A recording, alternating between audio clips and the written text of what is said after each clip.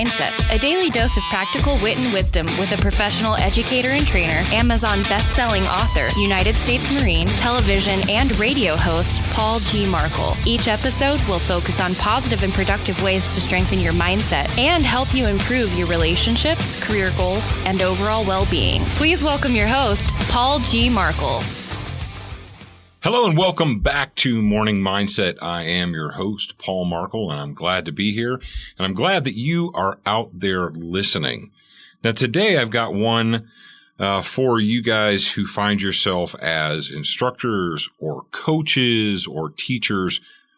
Basically, anyone who finds themselves in a position where they need to coach, instruct, teach other people, pass on whether it's physical skills or educational skills or what have you, to a group of individuals, a group of people, whether it's a sports team or whether it's a classroom full of kids or what have you.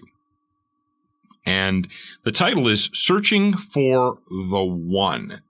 Now, I'm going to give you guys a quote, and the quote is from Heraclitus of Ephesus. And Heraclitus, according to the internet, was a Greek philosopher that was pre-socratic. That means he came before Socrates. And one of the things that Heraclitus was noted for having to do was to training men during the Peloponnesian War. This is 500 BC. So it goes back just a little while. And the quote from Heraclitus that has been around for a while and that I've been using for, a decade or more is this. Out of every 100 men, 10 shouldn't even be there. 80 are just targets. 9 are real fighters. And we are lucky to have them, for they the battle make. Ah, but the one is a warrior, and he will bring the others back. Heraclitus was talking about training men for the military. And he said, out of every 100 men that they send me, 10 of them shouldn't even be here. 80 are just targets. 9 are real fighters, and one is a warrior, and he will bring them back. And as I said, Heraclitus was BC. He was a BC guy. He lived in the 500 BC time frame. So a long time ago, more than 2,000 years ago, if you're keeping score. I had the opportunity to work as a full-time instructor for the United States military, and I was working actually as a military contractor for a combat skills school.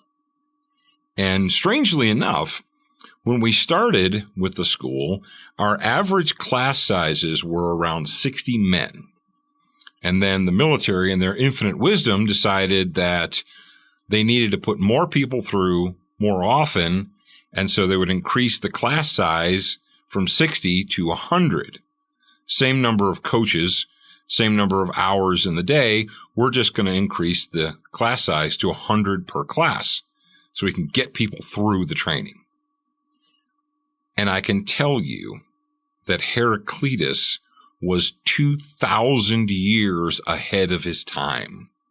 That Heraclitus was a genius. Because when I examined the classes, and I had a lot, every month, every 4 weeks, we would get a fresh new 100 bodies in our combat skills, our essential combat skills school. And I can testify that seriously, legitimately, no kidding, out of every 100 men that they sent us, 10 of them shouldn't have even been there. They had no business being at the school.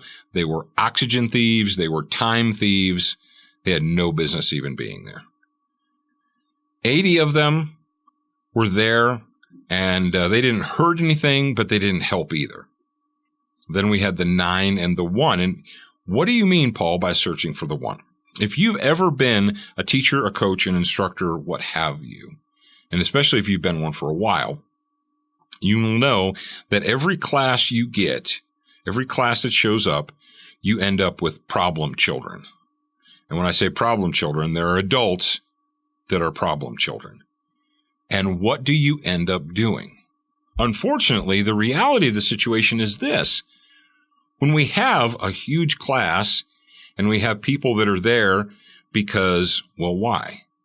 They're there because they were sent there by their unit, by their commander. They're there because they have to be there. When we're talking about law enforcement training or military training, or workplace related training where it's a mandated course, everybody has to go through this training, whether they want to or not, you're going to have people in your class that would rather be somewhere else. They're not interested in the subject matter. They're not interested in learning. They're only there because someone told them that they had to be there. And many of these people become problem children. And as coaches and instructors, what do we end up doing? We end up devoting all of our time and our effort and our attention not to the 9 and the 1, but to those problem children that shouldn't even be there anyway. They end up being our attention. They're basically attention thieves or attention vampires. So rather than devoting ourselves to the students that actually could and would benefit from our wisdom, from our experience, from our knowledge, we end up babysitting problem children. And I saw that when I was working for the military. I saw that my coaches and instructors and myself even were spending all kinds of time babysitting problem children, and that there were people that really legitimately could have used us to, coach them, instruct them, give them the benefits of our experience and our training. Instead, they weren't. And I sat down, this has been a long time ago, it's been at least 10 years ago, but I sat down with some of my coaches and instructors, and we talked about this. The Heraclitus quote, I've been using, like I said, for probably 15 years or more. And I said, look, this is the problem. This is the issue that we have is instead there are people that could genuinely use, they're good and they could be great.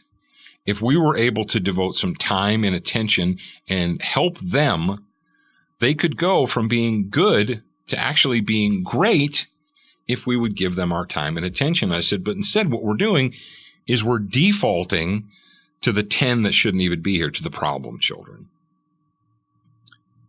And so my challenge for my coaches and myself from that moment forward was every time we got a class of 100, instead of searching for the problem children, people that, that we were going to need to babysit, instead, I said, what we need to do is we need to be searching for the one that Heraclitus said, one of them is a warrior. One is a warrior, and he will bring the others back.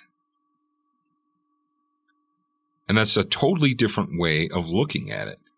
If you're a coach, a teacher, an instructor, it's easy to become depressed or frustrated or anxious or just burned out by the problem children, by those who you feel like you're constantly having to fix, correct, hover over, what have you. And what do? We do that so often that we end up focusing our attention on the 10 that shouldn't even be there instead of those that could actually use our help. So we need to look at it in a different way. If you are in a position where it doesn't matter, you don't have to have 100. You could have a class of 10 or a class of 5 or a class of 20 or what have you.